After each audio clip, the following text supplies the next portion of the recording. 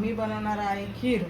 त्यासाठी साहित्य घेतले दूध अर्धा लिटर आणि साखर, इलायची पावडर, बदाम आणि भाजलेली शेव.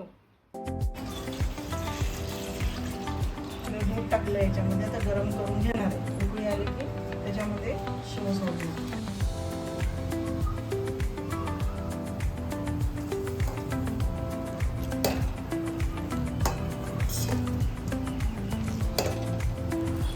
याच्यात टाकणार आहे शेव. दूध उकळलं आहे आपलं. आता शेव टाकणार आहे. आता थोडीशी उकळी येईपर्यंत थांबणार.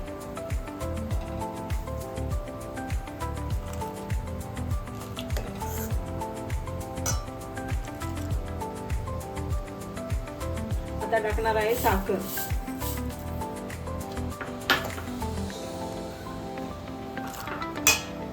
त्याच्यानंतर इलायची पावडर,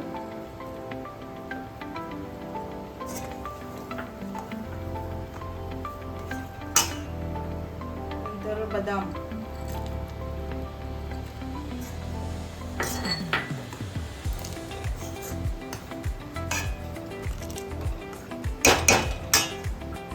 आपली खीर तयार आहे. आता खाण्यासाठी तयार आहे आपली.